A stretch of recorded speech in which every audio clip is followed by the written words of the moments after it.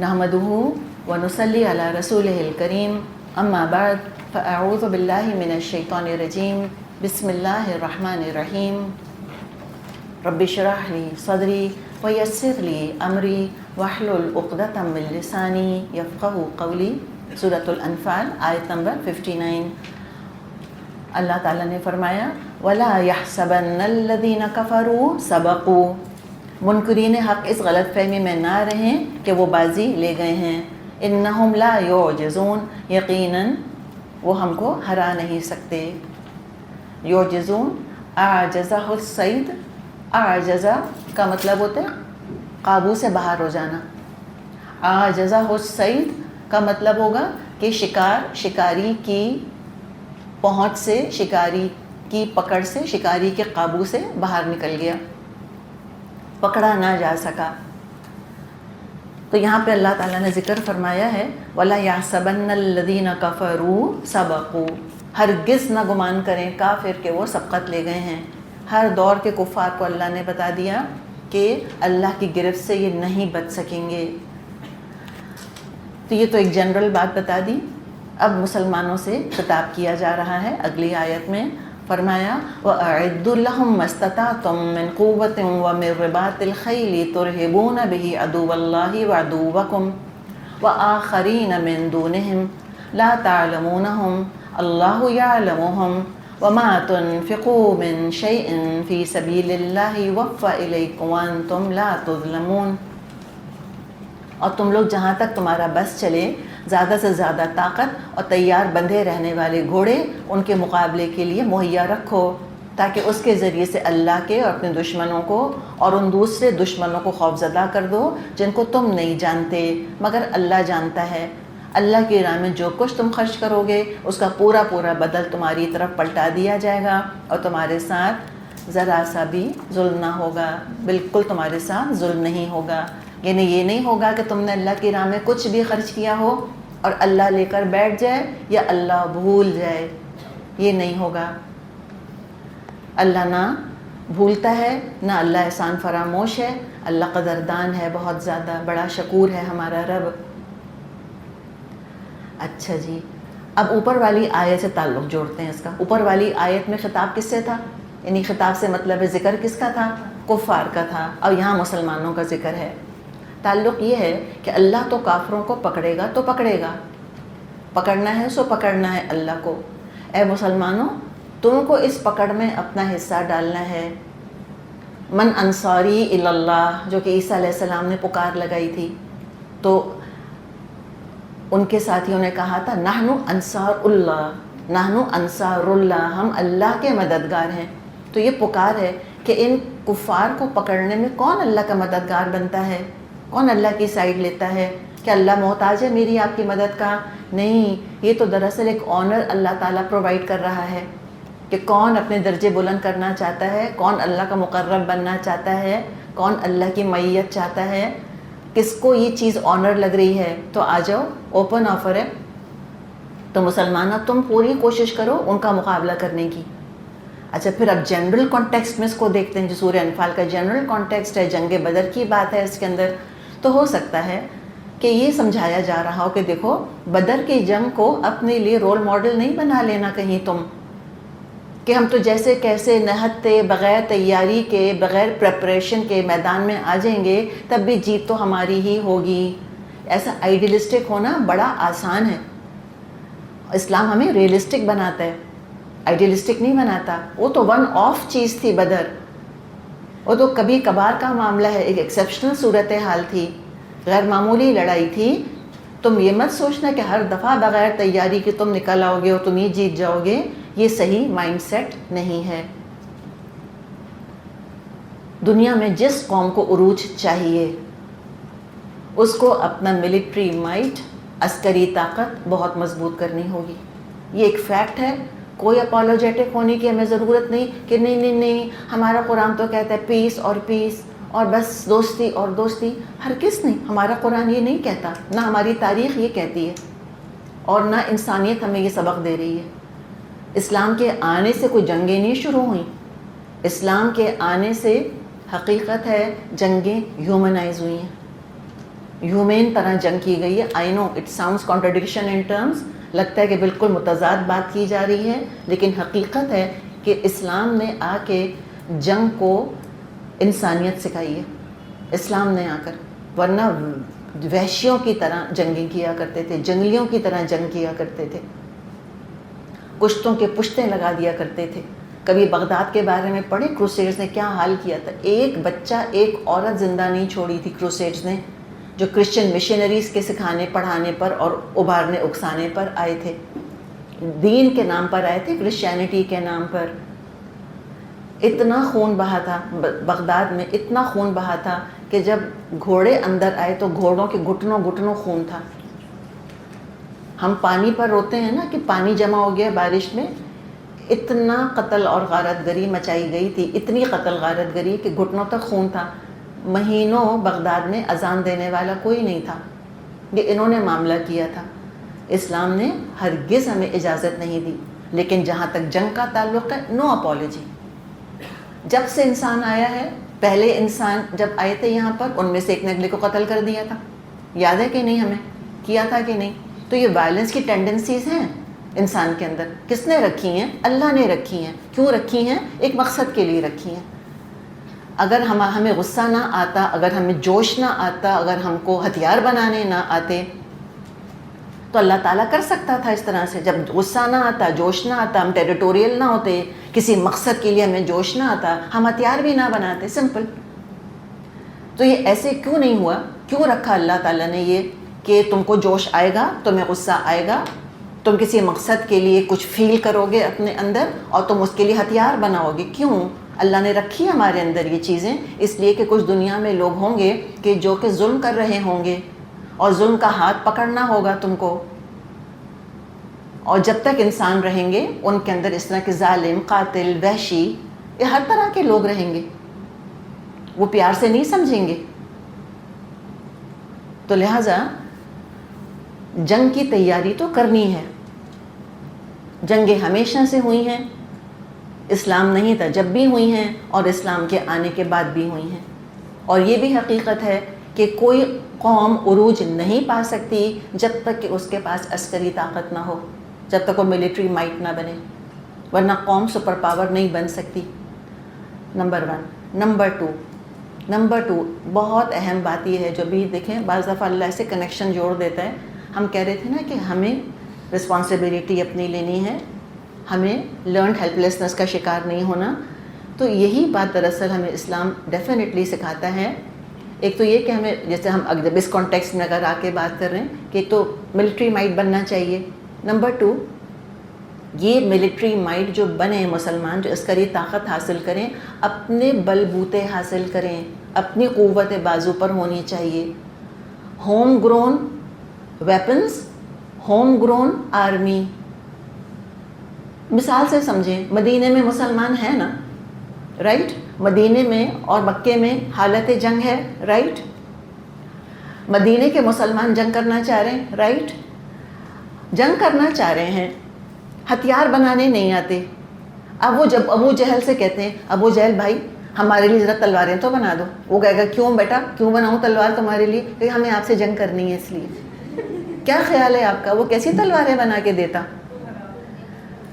ہمیں کتنا ریڈیکولس لگ رہا ہے نا، کہ ہم امیجن نہیں کر سکتے کہ ابو جہل سے جا کے صحابہ کہتے کہ ذرا تلوار تو بنا کے دو، اچھی بنانا، تمہارے گلا کاٹنا ہے ہم کو. بنا کے دیتا وہ. آج کیا کر رہے ہیں ہم؟ آج کیا کر رہے ہیں مجھے بتائیں؟ آج ایگزیکٹلی یہی تو کر رہے ہیں ہم، اور روتے رہتے ہیں اپنے اوپر پھر ہم کہ ہائے ہم کمزور، ہائے ہم تو یہ. حالت تو دیکھیں ذرا اپنی. ایبسلیوٹ لرنڈ ہیلپ لیسنس ہے. ہم نہیں کر سکتے. یہ مائک نہیں ہم سے بنتا، یہ بھی ہم کو باہر سے چاہیے. ہمارا جو سگا فون ہے، سگا رشتہ دار ہمارا، وہ بھی ہم نے نہیں بنایا. یہ تو ہمارا حال ہے. ہم کہتے ہیں ڈاؤن وتھ فلاں اور ڈاؤن وتھ فلاں، اور کہتے ہیں down with cell phone. Not down with cell phone. یہ تو ہم برداشت نہیں کر سکتے. تو بات یہ ہے کہ جو قومیں خود اپنے ہتھیار بناتی ہیں، یہ خالی ہتھیار کی بات نہیں ہے، اس کے پیچھے پھر آپ دیکھیں ایک بڑا پورا پروسیس ہے. جس نے state of the art weaponry بنا لی، جو ملٹری مائٹ بن گئے، ہم کہتے ہیں یہ brute military force, not at all. غلطی ہے ہماری. جس نے بہترین ہتھیار بنا لیے، اس کا مطلب ہے کہ اس قوم کے پاس ذہین لوگ موجود ہیں، ان کا برین ڈرین نہیں ہے۔ اس کا مطلب ہے کہ ذہین لوگوں کی صلاحیتوں کو نکھرنے کا حکومت موقع دے رہی ہے۔ اس کا مطلب ہے وہاں بہترین تعلیمی ادارے موجود ہیں۔ اس کا مطلب ہے وہاں بہترین ریسرچ کرنے کے اور تجربے کرنے کے موقع فراہم کیے جاتے ہیں۔ اس کا مطلب ہے وہاں ٹیلنٹ کی قدر ہو رہی ہے، ٹیلنٹ کی حوصلہ افزائی ہے، انکریج کیا جاتا ہے ٹیلنٹ کو۔ پرچی پر بھرتی پر لوگ آ کے نہیں بیٹھ جاتے یونیورسٹیز کے اندر۔ حکومت کے پاس پیسہ ہے کہ وہ فوج پر، ہتھیاروں پہ خرچ کرتی ہے۔ منظم، ڈسپلنڈ، وفادار لوگ ہیں جو پیسے کی خاطر ملک کے ہتھیار یا ملک کے مفاد بیچ نہیں دیتے دوسروں کے ہاتھ، اپنا گھر بنانے کے لیے اور اپنی جائیدادیں بنانے کے لیے۔ اور دوسری بات یہ ہے، دیکھیں ہم تو ہتھیار کو خالی ہتھیار سمجھتے ہیں نا۔ یہ جو دنیا میں اتنی ترقی ہم دیکھ رہے ہیں کہ جب سے انسانیت آئی تب سے وہ ترقی کی رفتار نہیں تھی جو ہم نے پچھلی صدی میں دیکھی۔ کوئی ٹریگر تو مجھے بتائیں کہ آخر کیا وجہ ہوئی جو ترقی کی رفتار اتنی تیز ہوئی؟ ورلڈ وارز کی وجہ سے تیزی کے ساتھ علوم پھیلے، ڈسکوریز ہوئیں، انوینشنز ہوئیں، دوائیں بنی، اینستھیزیا کا انتظام کیا گیا، ٹیکنالوجی نے پروگریس کیا۔ آج جو میرے اور آپ کے پاس سمپل کمپیوٹر ہے، وہ کمپیوٹر جب چاند پر انسان گیا تھا 1969 میں، اس کمپیوٹر سے جس سے کہ ان کو چاند پر بھیجا گیا تھا، اس سے زیادہ سفسٹیکیٹڈ کمپیوٹر آج میرے آپ کے پاس ہے۔ تو یہ اتنی جو لیپس اینڈ باؤنڈس کے ساتھ ترقی ہوئی، وہ دراصل جنگوں کا ریسیڈیو ہوتا ہے۔ جو اپنے فوجیوں کو اکوپ کرنے کے لیے اور جو ہتھیار بنانے کے لیے جو ٹیکنالوجی سیکھی جاتی ہے، وہ ٹیکنالوجی پھر پیسفل پرپسز کے لیے بھی استعمال ہوتی ہے۔ نیوکلیئر انرجی فار ایگزامپل، پہلے نیوکلیئر انرجی آئی تھی کہ پہلے نیوکلیئر ویپن آیا تھا، پہلے ایٹم بم بنا تھا، اس کے بعد نیوکلیئر انرجی کی طرف، کلین انرجی جس کو کہ کہتے ہیں، آلٹرنیٹ انرجی جس کو کہتے ہیں، پھر یہ چیزیں ڈیولپ ہونے لگ گئیں۔ تو لہٰذا یہ ایک ٹوٹل ترقی والی بات ہے، ہر چیز میں ترقی ہوتی ہے۔ اب اگر مسلمان اپنے دشمنوں کے محتاج ہوں گے، اسلحہ کے لیے محتاج ہوں گے، تربیت کے لیے محتاج ہوں گے، ٹریننگ اپنی نہیں کر سکتے، ان کو باہر سے لوگ بلوانے پڑ رہے ہیں اگر کہ تم آ کر ہماری فوجوں کی تربیت کر دو، وہ کچی گولیاں کھیلے ہوئے ہیں، وہ ہتھیار دیں گے تو ٹریننگ نہیں دیں گے صحیح سے، اگر وہ ہتھیار دیں گے اسپیئر پارٹس نہیں دیں گے، اور وہ ہتھیار کون سے دیں گے جو ریڈنڈنٹ ہو رہے ہیں ان کے یہاں پڑے پڑے، اور جس سے بہتر ایڈوانس ماڈل وہ خود بنا چکے ہیں، وہ کون سا میزائل دیں گے جس کا توڑ وہ خود تلاش کر چکے ہیں، تو کوئی افیکٹونیس نہیں ہوگی ایسے ہتھیاروں کی، کوئی فائدہ نہیں ہوگا ان کا۔ تو جو دشمن سے ہتھیار خریدے، جو دشمن سے تربیت لے، وہ کیسے جنگ جیتے گا؟ سوچیں، وہ عزت کے ساتھ نہیں رہ سکیں گے، غلام بنے رہیں گے۔ تو ٹیکنالوجیکل ڈپینڈنسی اور ملٹری ڈپینڈنسی کے ساتھ آزادی، عزت، خود مختاری نہیں مل سکتی، اور نہ ایسے فقیروں محتاجوں سے کوئی ڈرتا ہے۔ باتیں کرتے رہیں، نعرے بازیاں کرتے رہیں، کوئی فائدہ نہیں۔ اللہ نے کہا کیا کرنا ہے تم کو؟ اعدوا لہم ما استطعتم من قوت ومن رباط الخیل، تم تیاری جتنی کر سکتے ہوئے مسلمان ہو، تم قوت کی تیاری کرو اور تم ہتھیاروں کی تیاری کرو۔ قوت کی تیاری کیسے؟ کہ آپ صلی اللہ علیہ وسلم مدینے میں صحابہ کو مستعد رکھا کرتے تھے، ایکٹیو رکھتے تھے۔ سیرت کا یہ پہلو ہماری نظروں سے اکثر و بیشتر اوجھل ہو جاتا ہے کہ آپ صحابہ کو انکریج کرتے تھے سوئمنگ کے اوپر، پہلوانی کے اوپر، کشتیوں کے اوپر۔ خود بھی آپ نے کشتی لڑی، آپ صلی اللہ علیہ وسلم نے، بڑا پہلوان تھا وہ، کشتی لڑنے آیا اور آپ صلی اللہ علیہ وسلم نے ہرا دیا اس کو۔ ایسی فزیکل سٹرینتھ مسلمانوں کے اندر آپ کو پسند تھی۔ گھڑ سواری آپ کروایا کرتے تھے، آپ دوڑ کے مقابلے کروایا کرتے تھے، باقاعدہ ریسنگ کے کمپٹیشن ہوا کرتے تھے، تیر اندازی کے مقابلے ہوتے تھے۔ تو کانسٹنٹلی ملٹری ڈرلز ان کو کہ ہم کہتے ہیں، کانسٹنٹلی ملٹری ڈرلز ہوتی رہتی تھیں مدینے کے اندر۔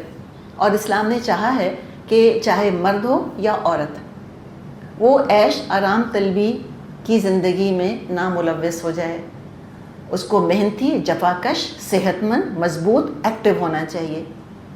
مجاہدانہ مزاج، ہم مسلسل اسی کی بات کریں، اسی کی سورہ انفال ہے ہی ساری کی ساری جہاد کے اوپر، یہی سینٹرل تھیم ہے اس کی. تو مجاہدانہ مزاج ہونا چاہیے، چاہے میدان جنگ میں کھڑا ہو چاہے نہ کھڑا ہو. اسی پر ہم نے ایک تھوڑی سی فنی بات بھی کل کی تھی کہ حلوہ بھی جو پکانا ہے نا تو مجاہدانہ مزاج سے ہی پکانا ہے. جو کام کرنا ہے مجاہدانہ مزاج کے ساتھ آگے بڑھ کر انیشیٹو لیں، اونس لیں، رسپانسبلٹی لیں، کر کے دکھائیں وہ کام. ڈھیلے ڈھالے، لیک آف انرجی، ایک بالکل انرشیا جو چھایا ہوا ہے، بالکل ہلنا جلنا مصیبت ہے، وہ جوتی سیدھی کرنے والی بات. تو پھر اس سے تو جو ذلت ہم پہ مسلط ہوئی ہوئی ہے وہ تو سینکڑوں سال تک مسلط رہے گی اگر ہمارا حال یہی ہوا. اور میں اور آپ، ہم کون ہیں؟ ماں، ہم ماں ہیں. دیکھیں، ایک ہوتی ہے ماں. کون سی ماں ہوتی ہے؟ جس نے کہ بچہ پیدا کیا ہوتا ہے، والدہ. ہر عورت والدہ نہیں ہوتی لیکن ہر عورت ماں ہے. ام المومنین ہم پڑھ رہے ہیں کہ نہیں پڑھ رہے؟ کس کے بچے تھے؟ ہارڈلی کسی کے بچے تھے. عائشہ کے بچے نہیں تھے، حفصہ کے بچے نہیں تھے رضی اللہ عنہم. لیکن کیا وہ مائیں تھیں ہماری؟ پھر بھی ام المومنین تھی. کہتے ہیں جڑ کو. جیسی ماں تربیت کرے گی ویسے ہی آگے نسل پروان چڑھے گی. ماں خود کاہل ہے، ماں سے خود ہلا نہیں جاتا. ایک دن میڈ نہیں آتی تو جھاڑو اس سے نہیں دی جاتی، باتھ روم اس سے نہیں دھلتا، کھانا اس سے نہیں پکتا، جان اس کے اندر نہیں ہے. جیسی خود ہے ویسے، جیسا بیج ویسا پودا. تو جیسی ماں ہوگی ویسے پودے. تو یہ ماں ڈالتی ہے. کو میں بتاؤں، باپ کا اپنا رول ہے. اور سچ بات ہے کہ بچوں کی تربیت میں سارے کا سارا رول ماں کا ہوتا ہے، 90%. ہم کتنا بھی اس چیز کے بارے میں ایکوالٹی کی باتیں کریں کہ نہیں دونوں کو کنٹریبیوٹ کرنا ہے، دونوں کو یہ کرنا ہے، کنٹریبیوٹ کریں گے لیکن ہمیشہ باپ کا کنٹریبیوشن کم ہوگا، مٹیریل زیادہ ہوگا، ایموشنل سائیکولوجیکل کم ہوگا، وہ ماں کا ہوگا. تو یہ جتنی مائیں جو ہیں وہ ٹف ہوں گی، ایسے انشاءاللہ تعالیٰ ان کے بچے آگے ٹف ہوں گے. اور ضروری نہیں ہے کہ پھر ہر وقت جنگ ہو رہی ہو، لیکن اللہ نے کیا کہا؟ اعدوا لہم ما استطعتم، تیاری تم کو پوری رکھنی ہے. مزاج بنانا ہے، ریسورسز ہونے ہیں، ٹریننگ ہونی ہے، تربیت ہے، محنت ہے، مائنڈ سیٹ تمہارا یہی ہوگا. آپ صلی اللہ علیہ وسلم نے فرمایا ہے کہ مومن عیش کوش نہیں ہوتا، نرم گدیلوں پہ نہیں پڑا رہتا ہر وقت. آپ صلی اللہ علیہ وسلم نے اس آیت کی تلاوت فرمائی، صحیح مسلم میں حدیث ہے. پھر آپ نے فرمایا الا، آگاہ ہو جاؤ، ان القوت الرمی، الا ان القوت الرمی، الا ان القوت الرمی. یاد رکھو اصل قوت رمی ہے. رمی کیا ہے؟ رمی کہتے ہیں تیر اندازی کو، تیر پھینکنا. علماء کہتے ہیں اس سے مراد ہر وہ ہتھیار ہے جو دور تک پھینکا جا سکے. آج کل تو تیر تلوار سے کوئی نہیں لڑتا آبویسلی، تو تیر کی جگہ کس نے لے لی ہے آج؟ میزائلز نے لے لی ہے. ایگزیکٹلی، ٹورپیڈوز نے لے لی ہے. بالکل، سب مرینز ہیں اور جہاز ہیں اور یہ ساری چیزیں ہیں. تو اسٹیٹ آف دی آرٹ ہتھیار مسلمانوں کے پاس ہونے چاہیے. کیوں ہونے چاہیے؟ تاکہ خوب خون ریز جنگ ہو. نہیں، اللہ نے کیا فرمایا؟ ترہبون بہ عدو اللہ و عدوکم، تاکہ تم ان کے ذریعے سے ڈراؤ اللہ کے دشمنوں کو اور اپنے دشمن، اللہ کے دشمن کو اور اپنے دشمن کو. تو ویپنز ایز اے ڈیٹرنٹ، جنگی تیاری، جنگی ہتھیاروں کا ڈسپلے ہونا چاہیے، دکھانا چاہیے، بتانا چاہیے، اعلان ہونا چاہیے کہ ہمارے پاس نیوکلیئر ویپن ہے، ہماری فوج بڑی مستعد ہے. اس کی ڈرلز ہونی چاہیے جو ساری دنیا دیکھے کہ کیا ان کے دستے ہیں، کیسی گوریلا وارفیئر کی ٹیکنیکس ان کو آتی ہیں، ان کے سپاہی کیسے پیراشوٹس کے ذریعے سے جہازوں سے اترتے ہیں اور کیسے دوڑتے ہیں، پھر ہٹ دا گراؤنڈ رننگ، ایسے مستعد ہیں. یہ ہونا چاہیے. کیوں؟ تاکہ کوئی حملہ کرنے کا سوچے بھی نہ. تو دراصل جنگی تیاری جنگ روکنے کا سب سے پر اثر، سب سے ایفیکٹو طریقہ ہے. اب یہ پیراڈاکس نہیں رہا ہمارے دماغ کے اندر. جو جتنا کمزور ہوگا اس پہ اتنا سب سے چڑھ دوڑیں گے، جو جتنا جس سے ڈریں گے اس پہ نہیں چڑھ دوڑیں گے. لوگ کیوں نہیں امریکہ پہ حملہ کرتے؟ ڈرتے ہیں اس کے ہتھیاروں سے، اس کی فوج سے ڈرتے ہیں وہ دراصل. تو فرمایا کہ تم اپنے دشمن کو اور اللہ کے دشمن کو ڈراؤ. وآخرین من دونہم، اس کے علاوہ اور بھی تمہارے دشمن ہیں. لا تعلمونہم، تم نہیں جانتے ان کو. اللہ یعلمہم، اللہ جانتا ہے ان کو. یہ کون سے دشمن تھے؟ جو کہ جزیرہ نما عرب کے باہر انتظار کر رہے تھے. لیکن اسلام جب قوت طاقت بن رہا تھا تو اس کا چرچا خالی عرب تک محدود نہیں تھا. عرب کی حدود سے نکل کر پھر وہ مصر، عراق، روم، وہاں تک اس کا ذکر جا رہا تھا. ایران تک ذکر پہنچ رہا تھا. لوگوں کے کان کھڑے ہو رہے تھے کہ یہ طاقت، اس کا رخ ان قریب ہماری طرف ہونے والا ہے. ہم کہتے ہیں نا ابائڈنگ دیٹ ٹائم. وہ بھی سارا منظر دیکھ رہے تھے، آبزرو کر رہے تھے کہ اب دیکھتے ہیں اونٹ کس کروٹ بیٹھتا ہے. اور جو ان میں سے عقل مند تھے انہوں نے کہا تھا کہ ہاں کچھ عرصے میں ہماری باری آنے والی ہے. پتہ تھا ان کو. ہرقل جو تھا اس نے یہی بات کہی تھی، جو قیصر روم تھا اس نے کہا تھا کہ اگر جو کچھ تم پیغام لے کر آئے ہو اے نبی اکرم صلی اللہ علیہ وسلم کے ایلچی، جو پیغام تم لائے ہو وہ اگر سچا ہے تو جس جگہ میں بیٹھا ہوں ان قریب میرے ان 2 قدموں کی جگہ محمد کے پاس ہوگی صلی اللہ علیہ وسلم. They knew it. تو یہ ان کے لیے تیاری کرنی ہے تم کو، ان کے لیے پریپئر کر کے رکھو. اللہ یعلمہم، اللہ ان کو جانتا ہے. اور پھر فرما دیا کہ جو خرچ کرو گے سب تمہاری طرف لوٹ کر آئے گا. جہاد فی سبیل اللہ کی تیاری کرو، بھرپور تیاری رکھو. اور پھر یہ بھی ہم دیکھتے ہیں کہ جہاں یہ تیاری تھی، اس کا مطلب یہ نہیں کہ جب جنگی تیاری مدینے میں شروع ہو گئی تو سارا بجٹ گورنمنٹ کا جا کر ملٹری کے لیے الاٹ ہو گیا. نہیں، ساتھ ساتھ غریبوں کی، بیواؤں کی بھی خدمت ہو رہی تھی، ان کا خیال ہو رہا تھا، ان کی ضروریات پوری کی جا رہی تھیں. اور سب سے امپورٹنٹ بات ہم یہ دیکھتے ہیں کہ جو آپ صلی اللہ علیہ وسلم نے مدینے میں جو لشکر تیار کیا تھا اس میں ایک جاہل فوجی نہیں تھا. کون تھے؟ اصحاب صفہ، عالم. اس فوج کے اندر ابو بکر، عمر، عثمان، علی، مصعب بن عمیر جیسے لوگ جو کہ مقری تھے، جو مدینے آ کے جنہوں نے تبلیغ کری تھی، جن کا جو احد میں شہید ہوئے تھے، عبداللہ بن مسعود، بلال رضی اللہ عنہم جیسے لوگ تھے.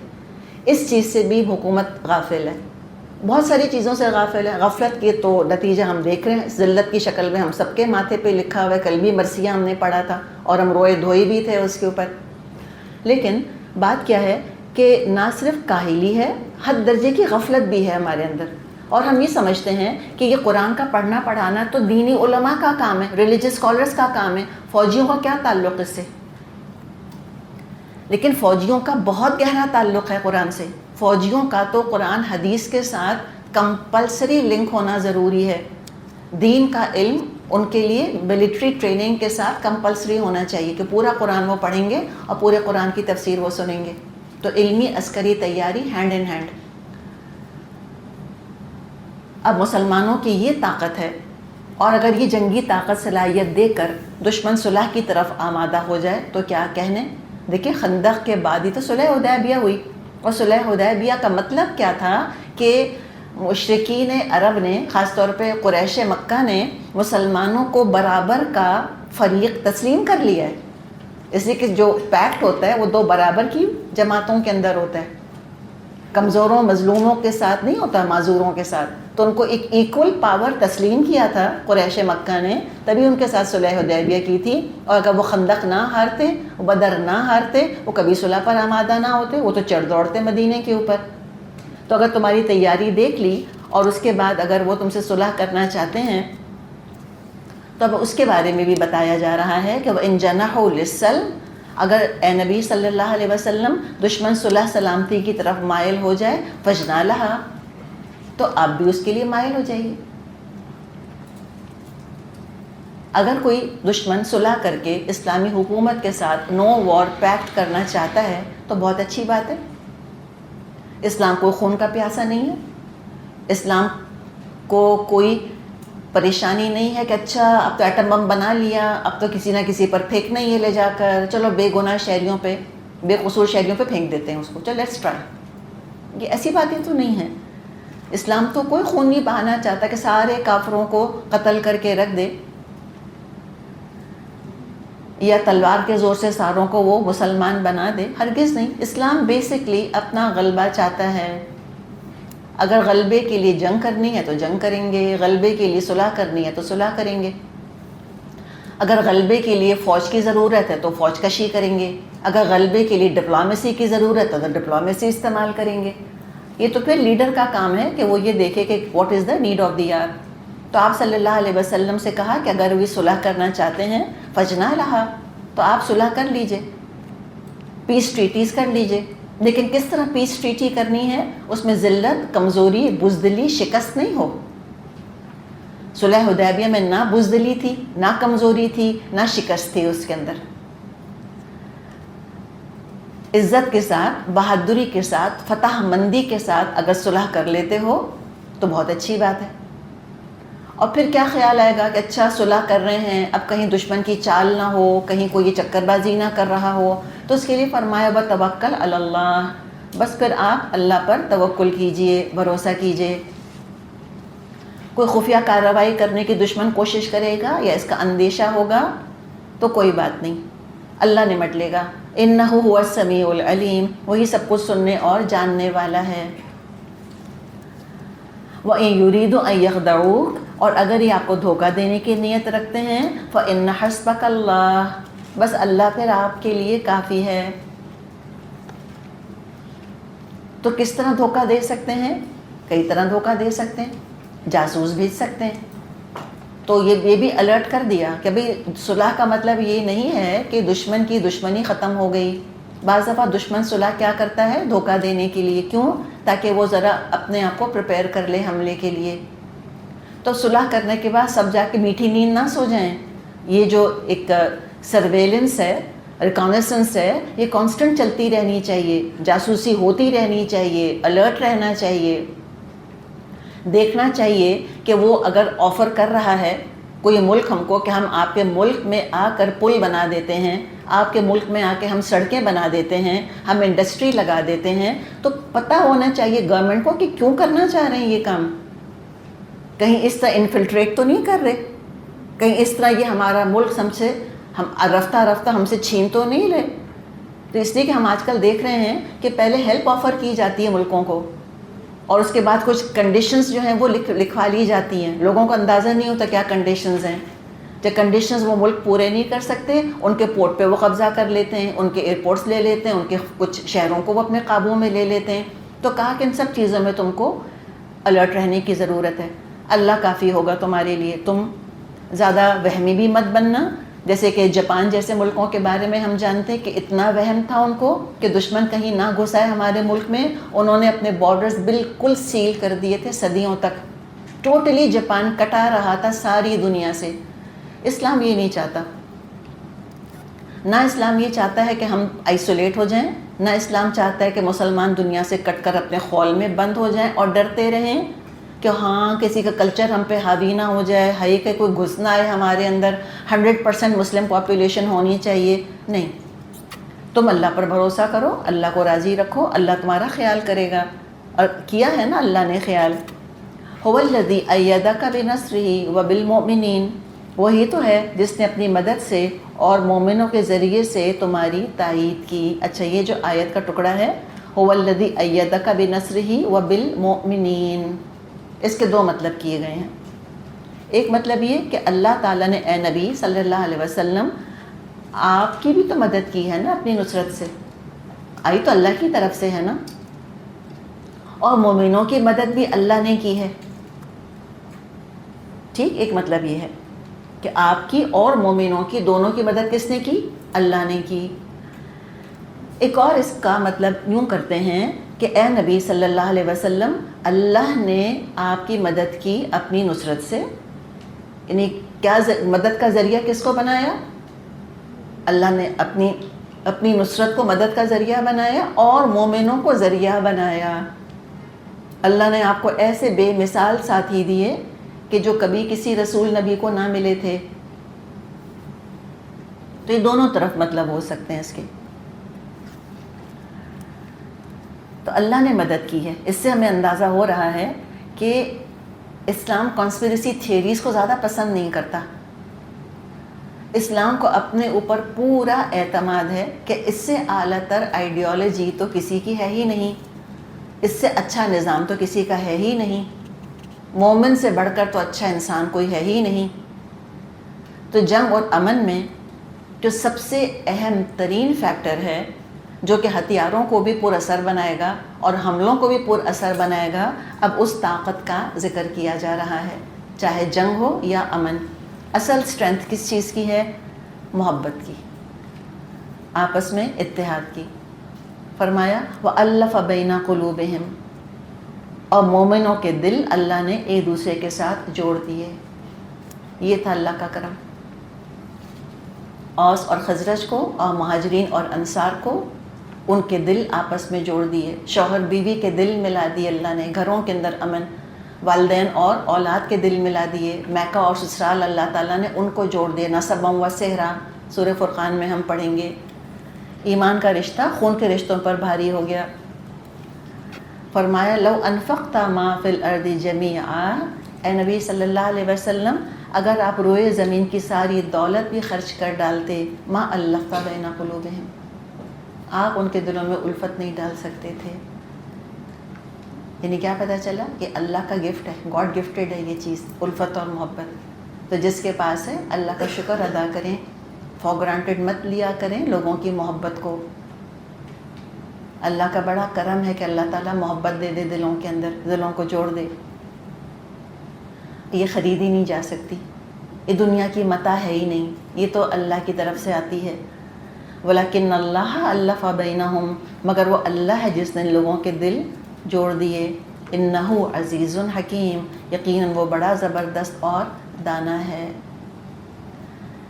یا ایھا النبی، اے نبی صلی اللہ علیہ وسلم، حسبک اللہ من اتبعک من المؤمنین، تمہارے لیے اور تمہارے پیرو اہل ایمان کے لیے بس اللہ کافی ہے۔ تعداد کم ہو زیادہ ہو، اللہ کی مدد آئے گی، فتح نصرت عزت کامرانی تمہارے قدم چومے گی۔ بس کرنا کیا ہے کہ زندگی کے بنیادی مقاصد میں سے پہلا مقصد اللہ کی محبت، میں کیوں زندہ ہوں؟ اللہ کے لیے، ٹھیک، اور پھر اس کے ساتھ دوسرا مقصد ہمیں آپس میں محبت برقرار رکھنی ہے اور پیدا کرنی ہے، پیدا کر کے برقرار رکھنی ہے، اس کو زندگی کا مقصد بنانا ہے اگر میں اور آپ مجاہد ہیں تو۔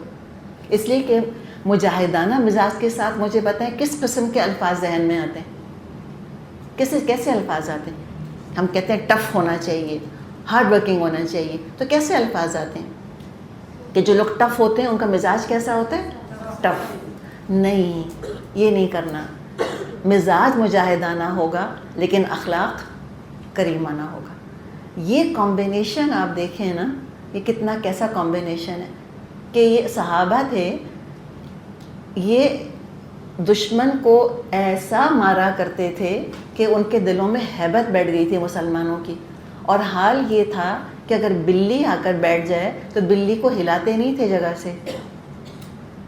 ابو ہریرہ کا نام کیوں پڑ گیا؟ ابو ہریرہ چھوٹی بلی کو کہتے ہیں، اپنے آستین کے اندر چھوٹی بلی کا بچہ لے کے پھرتے رہتے تھے۔ یہ وہ جو کہ جن کی تلواروں نے عرب فتح کر لیا اور ایران اور روم نے جن کے آگے گھٹنے ٹیک دیے، یہ ان کے لیڈر ہیں۔ ہمارے نبی صلی اللہ علیہ وسلم ایک جگہ تشریف لے گئے تو دیکھا کہ چڑیا سر پر چکر کاٹ رہی ہے۔ آپ سمجھئے، آپ نے کہا کس نے تنگ کیا اس کو؟ کسی نے کہا کہ کسی نے جا کر اس کے گھونسلے میں سے انڈے لے لیے۔ آپ نے کہا فوراً اس کے انڈے واپس جگہ پہ رکھو لے جا کر۔ یہ کمبینیشن آپ دیکھیں نا، کس کے لیے کتنی محنت کرنی ہے، ایسے تھوڑی کوئی آسمان سے نازل ہو جائے گا۔ تو اب یہ جو ایک مقصد بنا کے رکھنا ہے زندگی کا کہ ہمیں آپس میں محبت، اخلاق ہمارا بڑا نرم، بہت اچھا ہونا چاہیے، بات کرنے کا طریقہ بہت عمدہ اچھا ہونا چاہیے۔ تو اس کے لیے کیا کرنا ہوگا اور کیا نہیں کرنا ہوگا؟ دیکھیں، پہلے ایک میکرو لیول کو اگر ہم دیکھیں کہ دلوں کو جو جوڑنا ہے نا، یہ ایک پورا پروسیس ہے، ٹھیک ہے؟ اس کے لیے بہت پلاننگ چاہیے، بہت تھنکنگ چاہیے، اور پہلے سے اپنے آپ کو پریپیئر کرنا ہے کہ مجھ کو یہ کام کرنا ہے، ٹھیک ہے؟ تو اللہ محبت دیتا ہے لیکن پہلے ایک پروسیس ہے جس سے کہ ہمیں گزرنا ہے۔ وہ کیا؟ آپ صلی اللہ علیہ وسلم نے کیا کیا کیا؟ آپ نے پریجڈس کو، عصبیت کو کم کرنے کی کوشش کی۔ ہم ریئلسٹک ورڈ یوز کر رہے ہیں، مٹانے کا لفظ کو یوز نہیں کرنا چاہیے، مٹا نہیں وہ، لیکن آپ نے اس کو کم کیا۔ قبائلی نسلی برتری کا تصور کم کیا، سچی باتیں ختم کرنے کی کوشش کی آپ نے، لیکن وہ ختم ہوا نہیں۔ پھر کیا کیا آپ نے دلوں کو جوڑنے کے لیے؟ مردوں عورتوں کو حقوق دیے کہ کوئی مظلوم یا پساوا نہ رہے، سب کے لیے عدل انصاف میسر ہو۔ پھر آپ نے کیا کیا؟ محبت کے لیے ذاتی تعلقات میں آپ نے احسان کو انکریج کیا، درگزر کو انکریج کیا، حوصلہ افزائی کری، تحفے تحائف کی حوصلہ افزائی کی، نرم بات کرنے کی حوصلہ افزائی کی، بدلہ مت لو، شکایتیں، چغلی، رنجش، کینہ، ٹانگیں کھینچنا، نعمتوں پہ حسد کرنا، ان سب سے دور کیا مسلمانوں کو۔ یہ چیز کھا جاتی ہے محبت کو۔ اور پھر کیا کیا؟ سارے مسلمانوں کو ایک کامن کاز میں باندھ دیا، اللہ کی رضا، جنت کا حصول، اور اسلام کا کلمہ بلند کرنا، اسلام کا جھنڈا بلند کرنا۔ ہر ایک اسلام کا نمائندہ ہے۔ اگر میں اور آپ یہ سوچ لیں کہ دنیا میں جہاں میں کھڑی ہوتی ہوں جا کر، میں اسلام کی نمائندہ ہوں، میں مسلمان عورت ہوں، میرا کردار، میرا اخلاق، میرا عمل گواہی دے رہا ہے کہ میرا رب کتنا اعلیٰ ہے، میرا دین کتنا اعلیٰ ہے، میں کس رسول کی امت ہوں، میرے رسول سب سے اعلیٰ ہیں۔ ہر ایک ہم میں سے نمائندگی شروع کر دے تو آپ دیکھیں اسلام پہ باہر آئے گی کہ نہیں آئے گی؟ ضرور آئے گی۔ اور کیا کیا؟ الفت پیدا کرنے کے لیے انسانی ہمدردی کو ابھارا، یتیموں کا خیال کرو، سوال کرنے والے کو مت جھڑکو، 30واں پارہ لے آئیے ذہن میں پورے کا پورا۔ پھر پیسے کے فتنے سے آگاہ کیا، اس کے لیے مت جینا، اس کے لیے مت کمپیٹ کرنا، اس کے لیے مت لڑنا، اور اللہ کی محبت کے دھاگے میں سارے مسلمانوں کو پرو دیا۔ اور جو بھی آپ نے تعلیمات دیں سب سے پہلے خود عمل کر کے دکھایا۔ چند ہی سال کے لیے صحیح، چلے 30 ایئرس کے لیے صحیح، لیکن ایسا معاشرہ بنا کر دکھا دیا آپ صلی اللہ علیہ وسلم نے خود، اور اس کے بعد پھر ابو بکر اور عمر رضی اللہ عنہما نے خود، اور عثمان رضی اللہ عنہ کے دور کے بھی شروع کے 8 سال اسی پیٹرن پہ تھے بالکل۔ یہ دکھا دیا کہ واقعی مسلمانوں کا ایسا معاشرہ پاسبل ہے، اور 30-35 ایئرس کچھ کم نہیں ہوتے، 30 ایئرس بہت ہوتے ہیں۔